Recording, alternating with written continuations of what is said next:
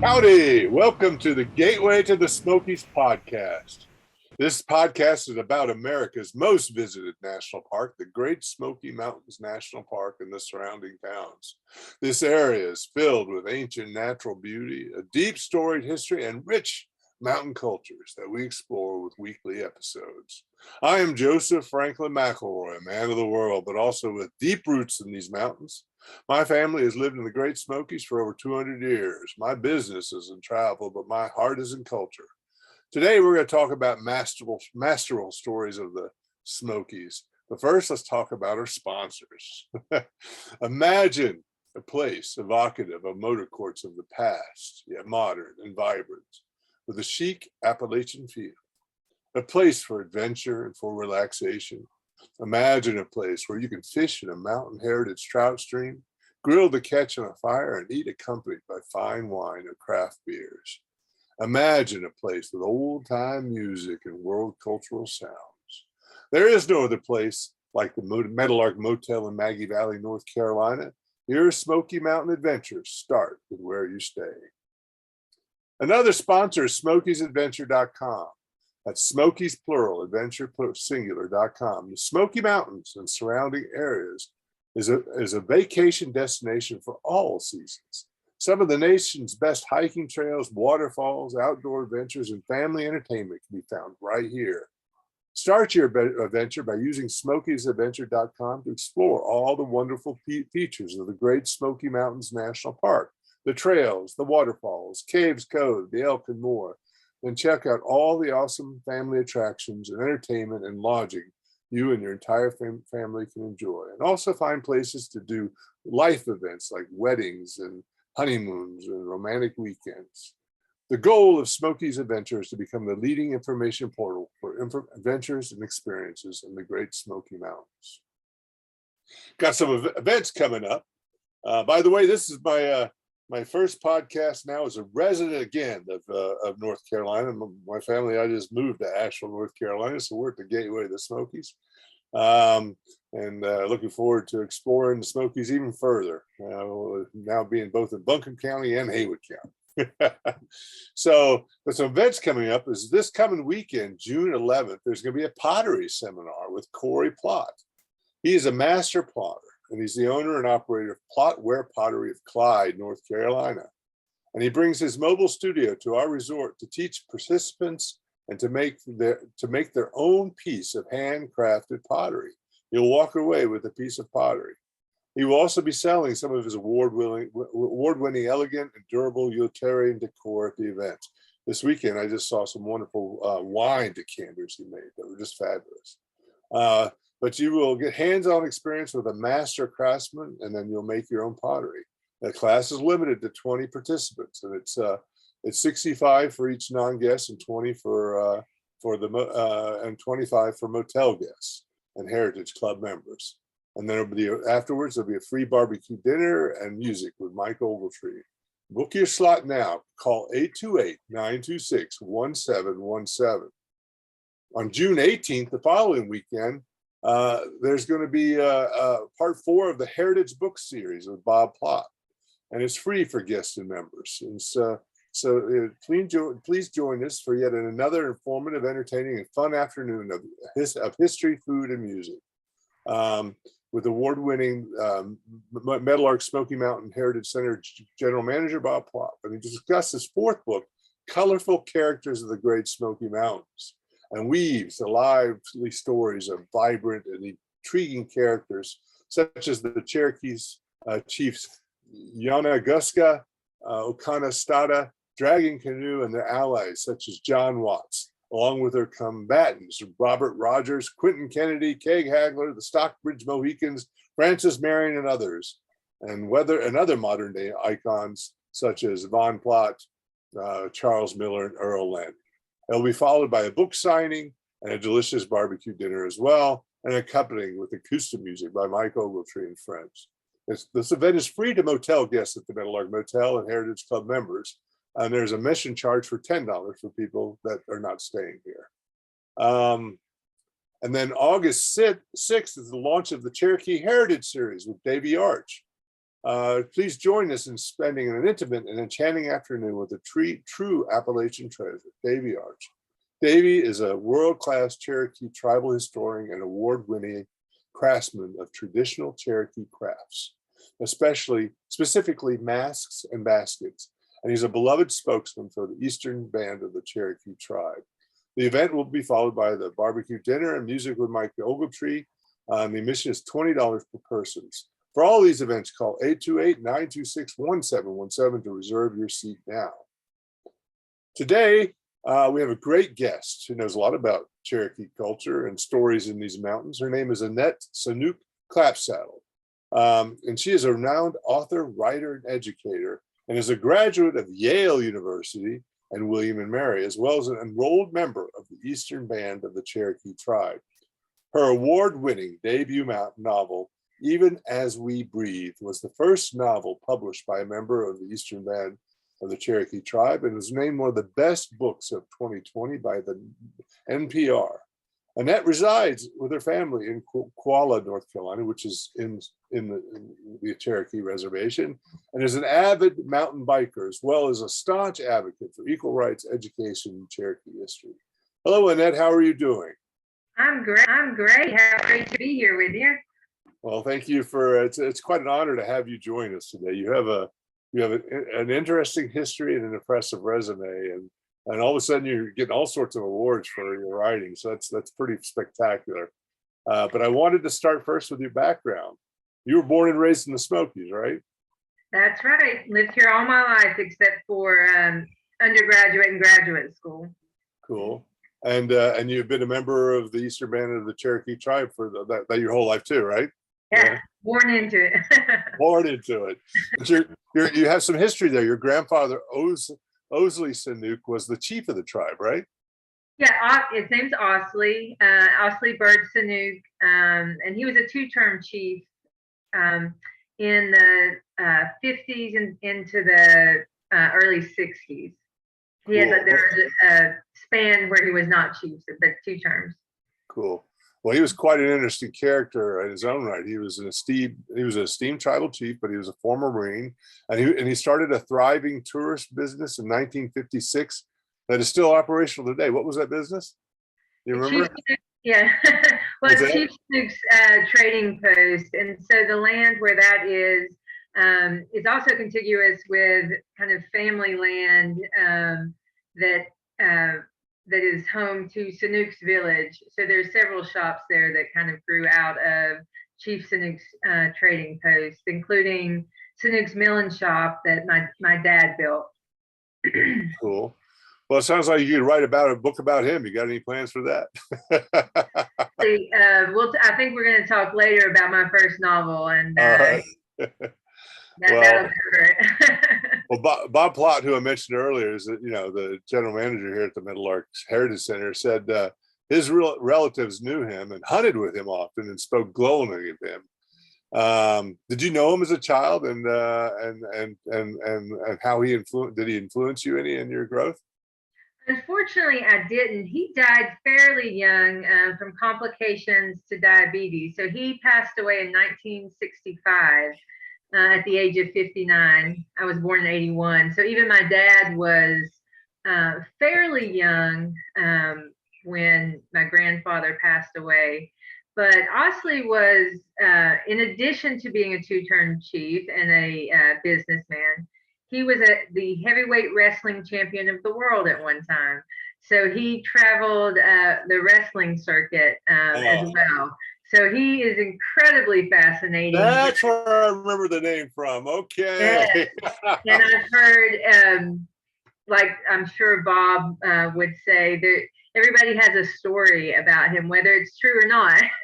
Well, wasn't there a bear museum there that had stuff of him as well? Didn't he at one point wrestle a bear zoo? Yes, and that's that same area. Yep. Mm-hmm. He wrestled a bear. I mean, I'm sure it was for show. He did wrestle a bear. In this neighborhood in North Asheville where we moved in, we'd get lots of bears. I've already had 2 black bears in my backyard. Don't recommend wrestling them though. Don't do No, it. no. Well, I'm not planning on it, but yeah, I will. I will say loud noises to them. Good plan. So your mother, your mother, who was his daughter, was a teacher, which you are as well, right? Well, so yes and no. So my mother is not his daughter. My dad was his son. Oh, I saw it. Okay. Yeah, no, that's okay. But my mom was a teacher for several years, kind of as my dad was building his business and getting started. And then my mom went to help full time with the family business in Snooks Village.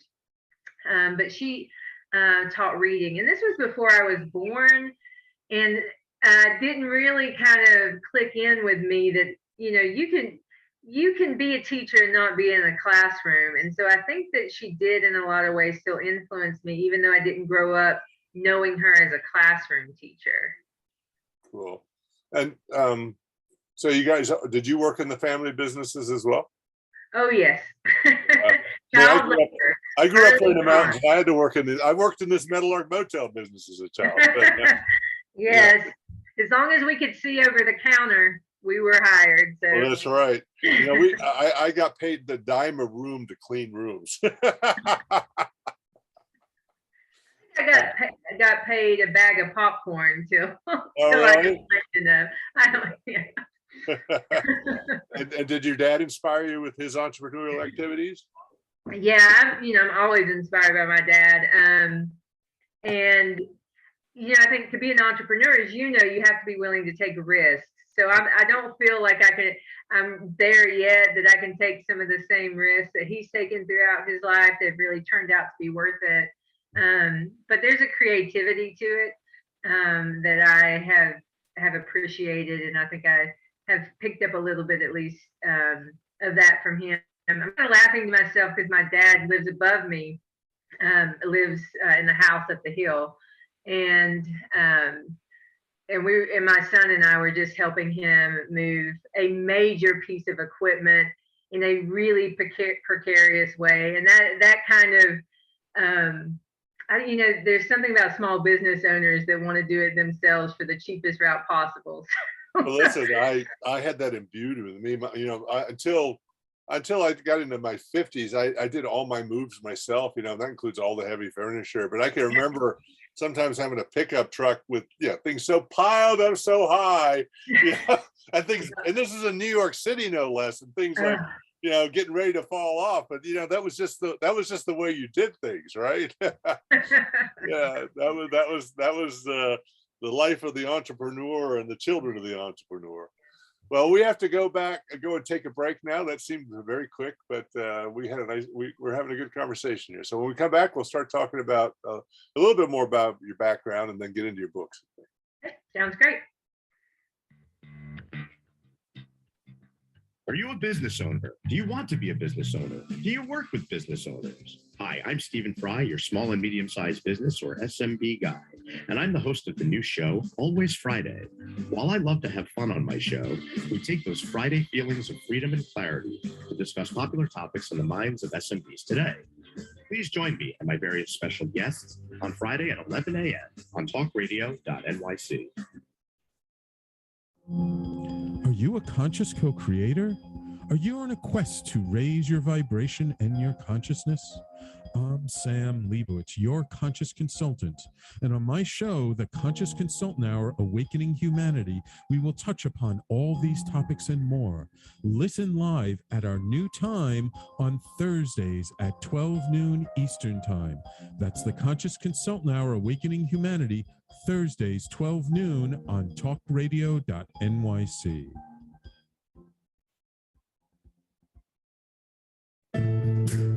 Are you on edge? Hey, we live in challenging, edgy times, so let's lean in. I'm Sandra Bargeman, the host of The Edge of Every Day, which airs each Monday at 7 p.m. Eastern Time on talkradio.nyc. Tune in live with me and my friends and colleagues as we share stories and perspectives about pushing boundaries and exploring our rough edges. That's The Edge of Every Day on Mondays at 7 p.m. Eastern Time on talkradio.nyc. You're listening to Talk Radio NYC. Uplift, educate, empower.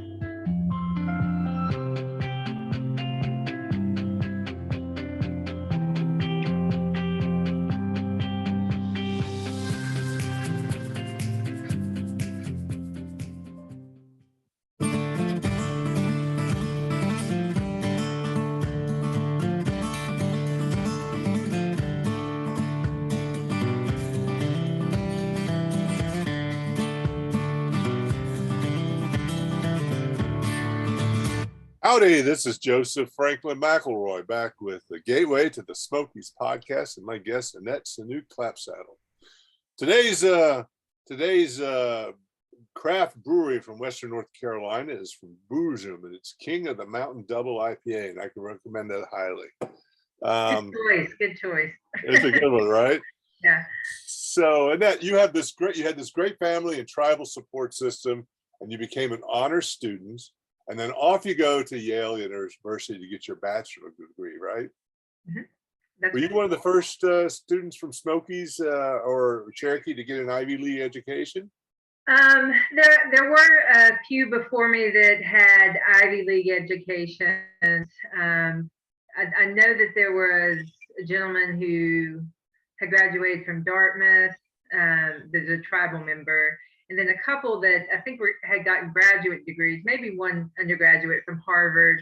I believe, don't hold me to it, but I believe I was the first Eastern Band undergraduate at Yale.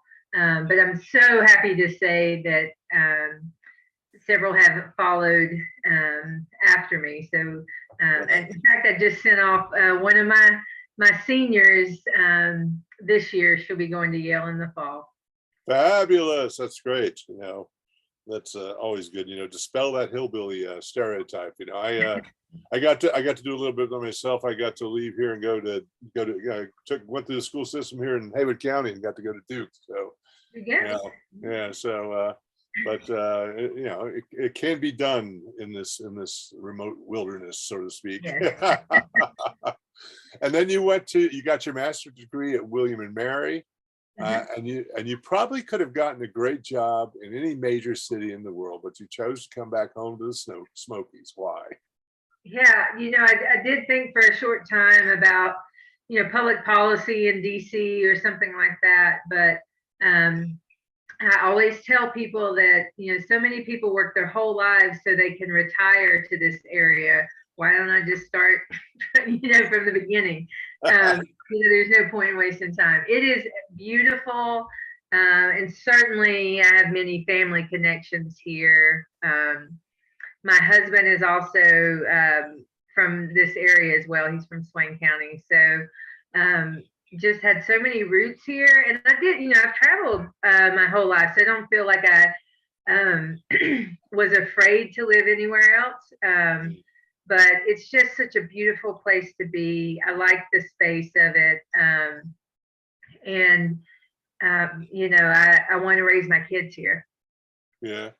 Well, you did your work in business and things and public policy. You were the executive director of the Cherokee Preservation Foundation and the co-editor of the Journal of Cherokee Studies, but then you took your master's and your Ivy League degree and you became a teacher, was a teacher for 11 years at high school.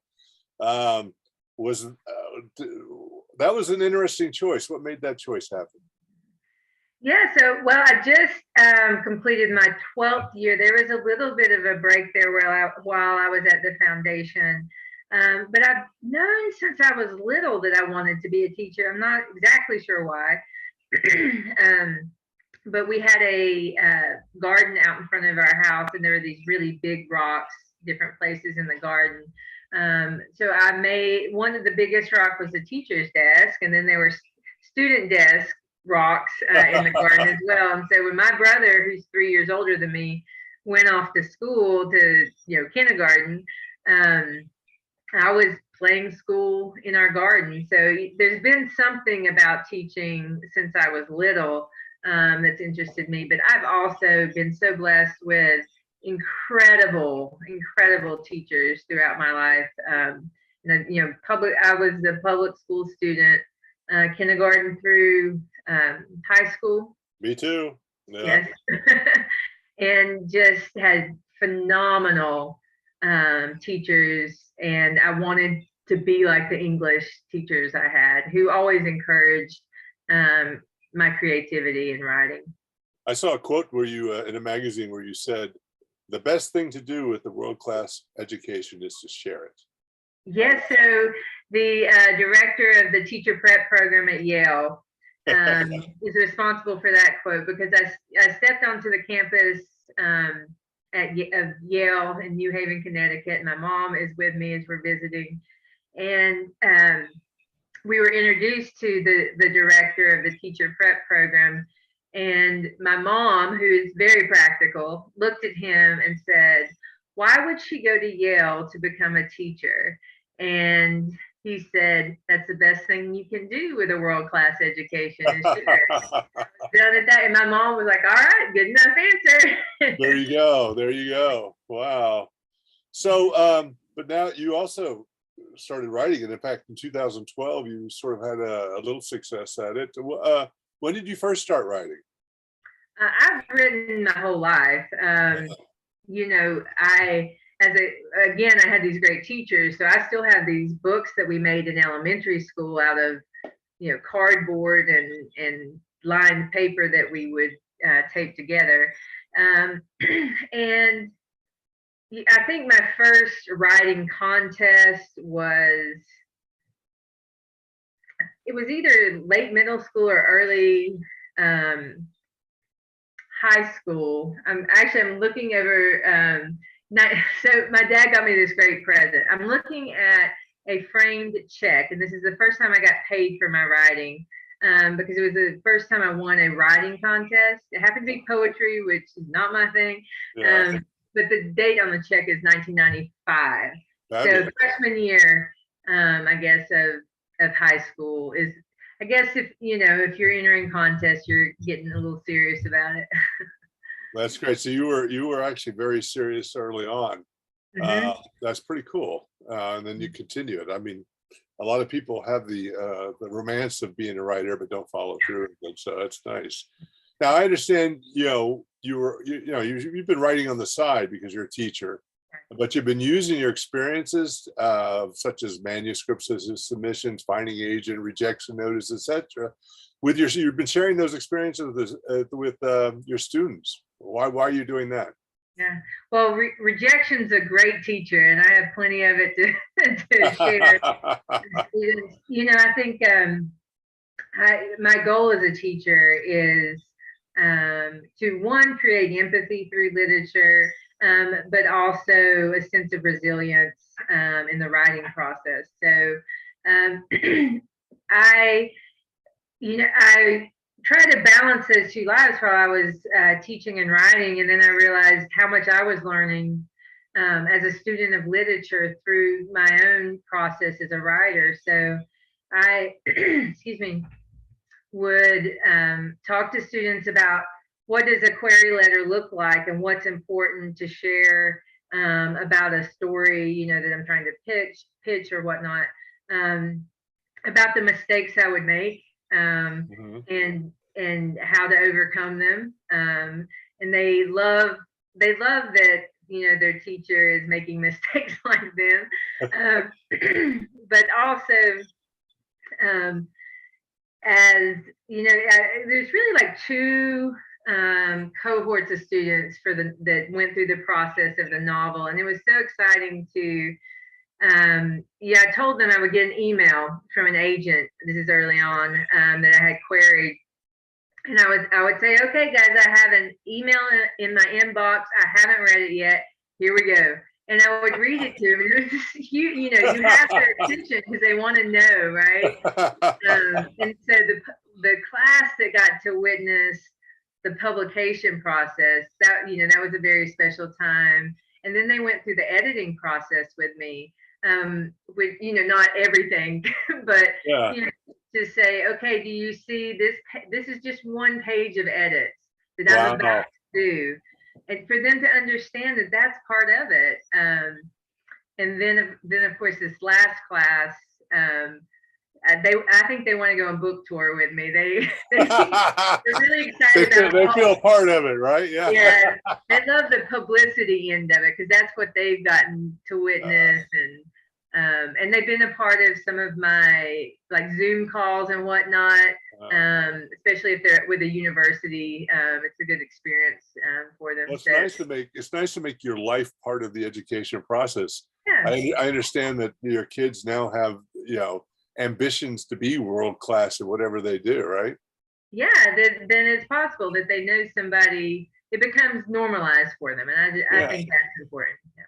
Normalizing education, normalizing success. I mean, that, I talk about people follow the patterns of success, right? When they see patterns that are successful, they will naturally start replicating those, right? And it's important for children to see those. I think it's a wonderful thing to show them that process, firsthand. I tip my hat to you. That's great.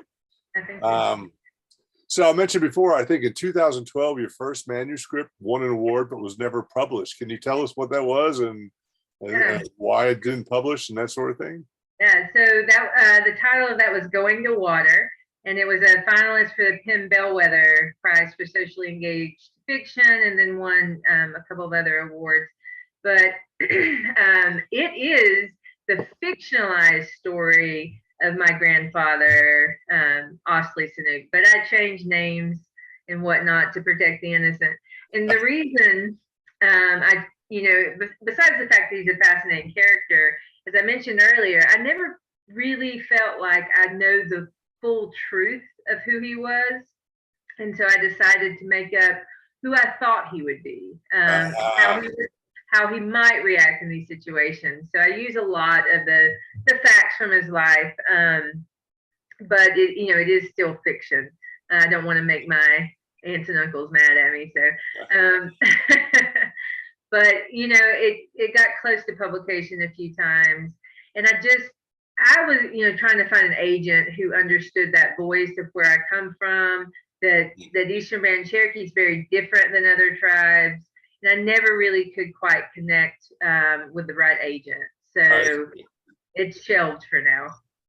I think it'd make a wonderful movie or play or something like that. So, his life was, it's got all that adventure, wrestling and business and chief, and that'd be cool. Yeah. All right, so we have to take another break, and we'll get into your book. All right. All right, sounds great. Howdy, I am Joseph Franklin McElroy, host of the new podcast, Gateway to the Smokies. It airs on talkradio.nyc every Tuesday night from 6 p.m. to 7. Every episode is dedicated to memorable experiences in the Great Smoky Mountains National Park and surrounding areas.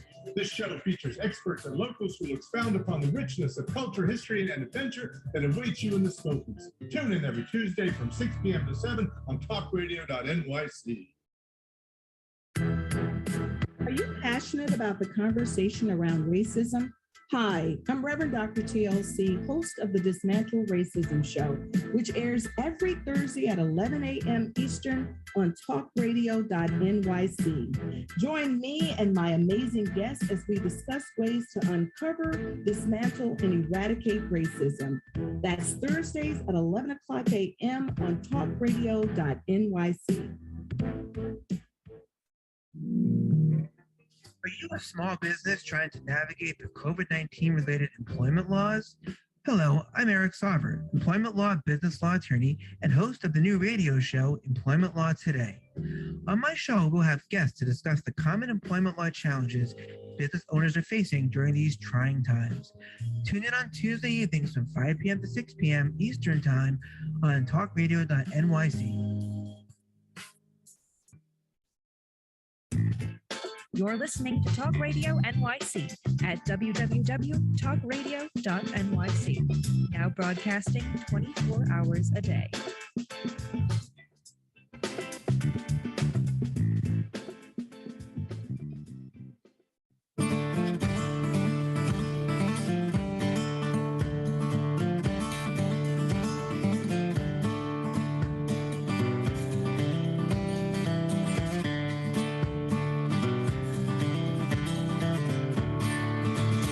Howdy, this is Joseph Franklin McElroy back with the Gateway to the Smokies podcast and my guest, Annette Saunooke Clapsaddle. So Annette, you've also written for many national publications such as the Atlanta and Literature Hub, but your real breakthrough was your debut novel, Even As We Breathe, which came out in the middle of COVID in 2020. And NPR put it on its best books list, and it later won the Thomas Wolfe Literary Award. So congratulations, that's great. So what inspired you to write this wonderful novel? Sure. So a few things kind of came together. The probably most significant was that I had read an article in the Asheville Citizen-Times about the role the Grove Park Inn played in World War II, the summer of 19, and actually the article was really about Asheville's role during World War II, and there was a small paragraph about the Grove Park's role during that time. And so, it said that the Grove Park held access diplomats and foreign nationals as prisoners of war the summer of 1942. And as you mentioned earlier, I've lived here my entire life, and I have never heard that history. I never heard it either. Yeah. And a lot of the people who, a lot of the local historians that I would ask, or my husband is a former history teacher. They were also not familiar with that history. So that's enough of a mystery for me to dig into a little bit more. And so I had also given myself a writing prompt. This is after like the first novel I couldn't get published, and I just was going to start something new. And so I'd given myself a writing prompt to write as long as I possibly could on the simplest object I could think of. For some reason, I chose a clean bone, and I wrote for a very long time in a very tiny room in the Jackson County Library in Sylva, North Carolina. And out of that piece, and really thinking about, what we leave behind, and how we are judged on Earth, and how those things are often counterintuitive, right? I decided that I wanted to see what would happen if I took a member of a sovereign nation. So County Sequoia is the protagonist who leaves Cherokee to go work at the Grove Park Inn. And for guests that don't know, the Grove Park is a very high class resort. So presidents stay there, the Fitzgeralds stay there, so County goes to work there in a very different social environment, but it's also during wartime. So this question of citizenship and belonging in place all becomes really relevant. So it was really a setting-driven novel, which seems odd to me to write, but it made a lot of sense to really kind of turn up the heat on the time period and place. That doesn't strike me as odd about you. I mean, you love the settings of the mountains. You came back to live in it. I think settings is actually something that is important to you. Yeah, absolutely. I'm daily inspired by where I live and the people of this place, and our interactions with this place. So I think prior to that, I always thought, well, novels are either like plot driven or they're character driven. But this setting really kind of exploded into the narrative. So, and it takes place in 1942, and it's interesting. You deal with a love story, a coming age story. I've just started the novel. I just moved to Asheville, but we moved near to the Grove Park Inn, right? Yeah. And Bob was telling me about you, and I got the book, and I've started writing, but I haven't had a lot of time to finish it, so I don't know all of it. But Bob says it's a masterpiece. All right, so about some little-known history of Western North Carolina, and I believe him. He's very good at that sort of thing. But it's interesting already that I'm seeing is you're also dealing with issues of citizenship, identity, and racism. All the concepts that we're debating and dealing with today. Was that purposeful, or came about just from the characters and the setting?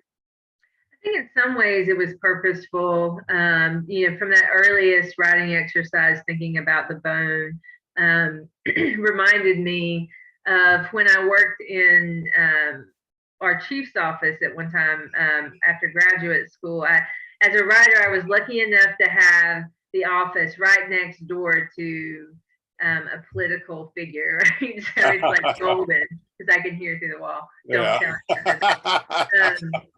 But I remember one day he had another local politician, a non-tribal politician, come in, and they were discussing this expansion of an airport runway that would unearth Cherokee burial sites. And I remember they were obviously at odds about what would happen. And the chief explained to him that it is the same as going up to the graveyard and digging up that man's grandmother. And I'd never heard it explained so simply as that, right? That we oftentimes people think as Native American bones as artifacts, as opposed to the human remains that we consider family members. So I think early on I was thinking about the political and racial and implications of this story, but I joked that I didn't really consider that I was writing historical fiction until I was working on the marketing packet for my publisher. And you have to check these boxes, and I was, oh, this is historical fiction. This is 1942. But it does feel so relevant to me. So many of the issues, unfortunately, are still relevant today. And I wanted to use it as a lens to look at those issues that are in the news today. Wow. And you also wrote both from the male and female perspective. And I think that takes a little bit of talent. How did you nail that? Well, I often get asked about, writing from a young male perspective. And then I remind people that I've taught high school for a dozen years. I'm surrounded by it. And I have an older brother, and I grew up with, male cousins. I have 2 boys that I'm raising. I've been inundated with the male voice and perspective. But, I also want to be respectful that I'm doing it accurately. So I think that your interaction with your students has been a tremendous benefit for you in terms of your writing. And I've seen some of the you reference things. I love the story of your student who was on a Zoom call with some New Yorkers and referenced his preference pronoun is y'all. That is one of my favorite stories. I mean, we were a very rural, small school in Plain County, North Carolina, in the mountains, and we're paired with Fieldston in New York City, which some of your listeners may be familiar with, private school. And the New York kids were like automated that they gave their pronouns. And our students, and this was a few years ago too, so our students were taken aback when that question came up on this Zoom call. And he's the sweetest kid. He just said, my pronouns, y'all. Hey, it's as good as any, right? How y'all doing? Wow. Yeah, well, that's great. So I think that says a lot about you as a great writer and as a teacher, that your students are that are really involved and really able to, you've really educated them to deal with the society, and and they've helped you bring that into your writing. So congratulations. I think that is the definition of a success, I think. So life is going great for you, and you've been a great teacher for over a decade, living your dream in the Smokies with your husband Evan, who is also a teacher, and your sons, and your debut is a huge success. This year you sort of turned things upside down. Didn't you decide to retire from teaching and focus on writing and family and other projects? Yeah, my husband says I can't use the word retire. Okay. Not officially retired. No, I had it was a tough decision. I really do love teaching. I love my students. But the book came out in 2020, and since then it's been a full sprint just with publicity for the book, and then it's led to other writing opportunities, public speaking, teaching workshops, and I don't want, I guess it came down to a decision that I have to choose one or the other. I cannot keep up the pace of full-time teaching and pursuing writing, to get the next novel out as well. And if you are in education or anyone in education, that the last few years has been incredibly difficult. And for me, there was not an end in sight to that difficulty of being a public school teacher. It's just kind of getting harder and harder. And I don't like to be pessimistic about it because I want to encourage people. But I can't do it. I just couldn't do it anymore if I wanted to continue writing. And it is about time, but it's also just about like brain space and energy, excuse me, to put toward it. It's a real shame that you have to be at the forefront of cultural wars in school. That's just not fair to public teachers. Yes. And that's what's happening. So. Yeah, and it's really a misplaced fear that somehow you're destroying our children. It's ridiculous. Yeah, I don't have time to do that. Even if I wanted to, I couldn't do it. Oh no. I mean, the bane of my existence, and people could throw darts at me and want it, but I hate homeschooling. I've met too many people that are like not even high school graduates or homeschooling their kids. And I'm saying, homeschooling to be what? It's like, you're going to do more damage than any trained teacher would do it. I'm sorry, I'm being a little political here. I don't generally do it, but this issue, since I got 3.5-year-old twins that got to go through life here of schooling, I understand where you're coming from, and I appreciate the work that you did, and I can also understand taking the opportunity to retire from that. So we're going to take a break now and come back and find out what you're doing next and talk a little bit about mountain biking. All right, sounds good. Hey everybody, it's Tommy D, the nonprofit sector connector, coming at you from my attic. Each week here on talkradio.nyc, I host a program, Philanthropy in Focus. Nonprofits impact us each and every day, and it's my focus to help them amplify their message and tell their story. Listen each week at 10 a.m. Eastern Standard Time until 11 a.m. Eastern Standard Time, right here on talkradio.nyc. In a post-COVID world, you may have many unanswered questions regarding your health. Are you looking to live a healthier lifestyle? Do you have a desire to learn more about mental health and enhance your quality of life?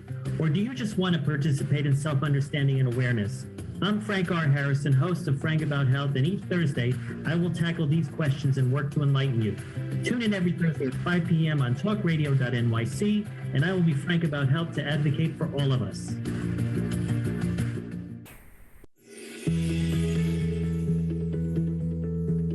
Calling all pet lovers. Pet Avengers, assemble! On the Professionals and Animal Lovers show, we believe the bond between animal lovers is incredibly strong. It mirrors that bond between pets and their owners. Through this program, we come together to learn, educate, and advocate. Join us live every Wednesday at 2 p.m. at talkradio.nyc. You're listening to Talk Radio NYC at www.talkradio.nyc. Now broadcasting 24 hours a day.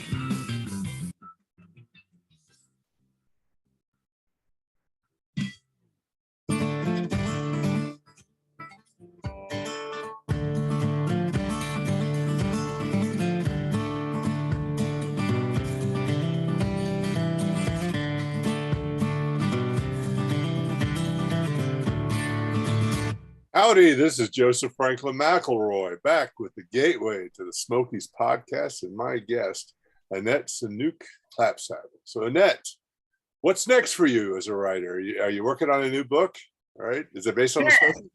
Yeah, absolutely. And I've been working on one for a little while now, but again, I had to put it aside for the full-time job. But yeah, this next novel is contemporary with a female protagonist, set in Cherokee.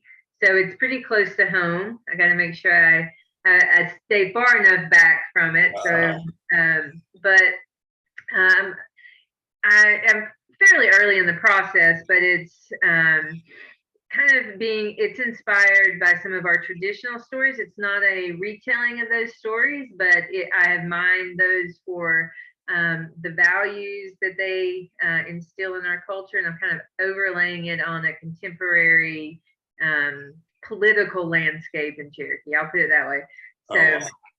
So that's what I'm working on. Your first non-historical fiction. Yeah, yeah, exactly. Well, by the time I get through, it may be historical fiction. Okay, there you go. This was set to the years of the COVID crisis. Yeah, yeah. Well, of course, then COVID hit, and now I've got to rethink whether how COVID plays into this. Right, is COVID a character or not? Yeah. Yeah. So I also do a lot of nonfiction writing for regional magazines and things like that. And I'm an editor for the Appalachian Futures series through University Press of Kentucky. So I stay pretty busy with different writing projects, but the main one, of course, is that focus on the new novel. Mm-hmm. That's great. And are you doing other things like workshops and yes, stuff yeah, like that? Cool.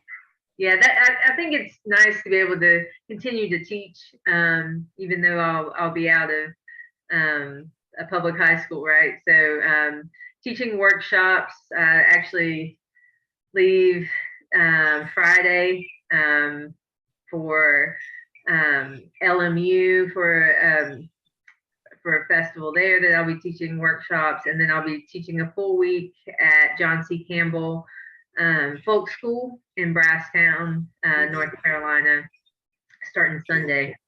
So, well, I know that Bob's trying to put together a literary conference here. I hope you participate in that. You'd be a wonderful part of it if it's possible. Yeah, that should be good.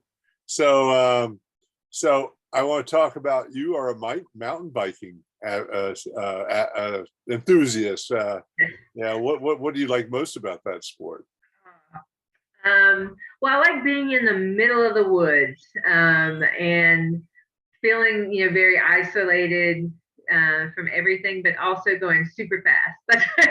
I don't go super fast uphill, but I love going super fast downhill. And I think it's because it is contradictory to how I normally am. I'm a planner and I'm fairly cautious.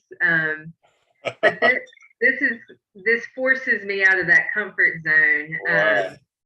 And I could talk for days about all the things I love about it. I just started riding about 5 years ago. Mm-hmm. And first and foremost, for my health. I'm a former athlete. I used to play basketball, but my knees can't take that anymore. Yeah. So I lost about 65 pounds when I started mountain biking. Wow! Congratulations! Wow. Well, I have a 3.5-year-old son named Henry that's challenging you to a race right now. Oh, I'm in, Henry. I raced one of my students this semester. It was on a road bike, and he was running. It was downhill. He thought he could beat me, but it didn't happen. So I'm up for it, Henry. We'll ride. He loves to go fast. Oh, so what are your favorite local or regional trails? What I consider my home trail is Fire Mountain Trail System in Cherokee. And it's really kind of when that trail system opened, I started learning more about mountain biking in general. So it's just a few minutes from my house. So I go there the most often. Solly, near Bryson City, in the Fontana area. I do a lot of riding out there. And oh gosh, there's DuPont and Brevard. We're really lucky to have so many trails around here. Yeah, and my favorite ones are maybe not the ones that are marked. Oh, that's all right. That's all right. Well, how about if you tried out some of the new ones that have, like the new Pike Park in Chestnut Mountain in Haywood County? No, but I mean, so all of there's lots of new places. It seems like in the last year and a half. And so all of these places are kind of on my list. I'm excited to have a little more flexibility in my schedule, to make some of those day trips, hopefully out with some of my riding buddies, maybe to go check them out. There's a group of predominantly ladies that I ride with, and we like to check out new trails. Cool. Do your sons ride as well? They do, and they'll ride, for a while, and then they'll get interested in something else. But they both have bikes, so they don't always go on trails with me, but they're all over our property. How old are they? 9 and 13, Charlie and Ross. All right, almost teenagers. Yeah. Oh, there you go. So, well, that's good. And is there one of the things I'd like to ask is a recommendation for a place to eat for people listening to the show if they're coming to your part of the country out in the Qualla boundary, the Cherokee Reservation. All right. I feel like I'm put on the spot here. Let's see. I know. I don't know what this one just popped into my head, and we're not talking like gourmet food, but no, it's something I think the people enjoy. That's all. Yeah, Sassy Sunflower is like a sandwich shop. It's not like a sandwich shop. It is a sandwich shop. Near the entrance to the Great Smoky Mountains National Park in the Snook Village area. Sassy Sunflower is a great sandwich place. And then I have to say, if you want like the quintessential country buffet that has been around since the beginning of time, you have to go to Granny's Kitchen and get pie for dessert. You definitely have to get pie for dessert. Get a pie. You got to get a pie. Yeah. Cool. Well, fabulous. Well, now we're going to. You got any shout outs? You want to mention how people get in contact with you, find out more about your book, that sort of stuff? Sure. So I have a website. It's saunookeClapsaddle.com. And luckily I have one of the most unusual names, so you can pretty easily find me on the Google search. But I'll be updating that website in the coming weeks. Speaking about students, that website was developed by a former student of mine, so I got to get to updating it with events going on. I'll be busy all summer with festivals and workshops and things like that. Cool. Also, I'm on Facebook and on Instagram, and I just use my own name. I don't do anything special. So Twitter also. So just Annette Saunooke Clapsaddle is pretty easy to find. Cool. Well, thank you so much for being on the show today. It's been a wonderful conversation. I'm going to look forward to finishing your book, especially since it's in the North Asheville area where I just moved to. So I find out a little bit about the history of that area. Yeah. Glad to meet you, and hopefully we'll continue having conversations and have you out here at conference at the Meadowlark Heritage. Yeah. I hope I'm able to join you. I'd love to do that. Oh, cool. So this podcast is Gateway to the Smokies. It's live streamed on facebook.com/Gateway to the Smokies podcast, as well as on talkradio.nyc, which is a network of live podcasts. And I recommend you take a chance to look at that network. There's a lot of great podcasts to listen to live, which I find to be a very dynamic format. And I think interesting if you want to be involved in conversations that seem real. And they range from small business to self-help to pet care to any number of things. And I think it's a wonderful network to become aware of and join in. I also have another podcast on this network called Wise Content Creates Wealth. I have a marketing company that specializes in content and memorable tourism experiences for travel. And I talk about that quite a bit on Wise Content Creates Well. So, and that's on Fridays from noon until 1.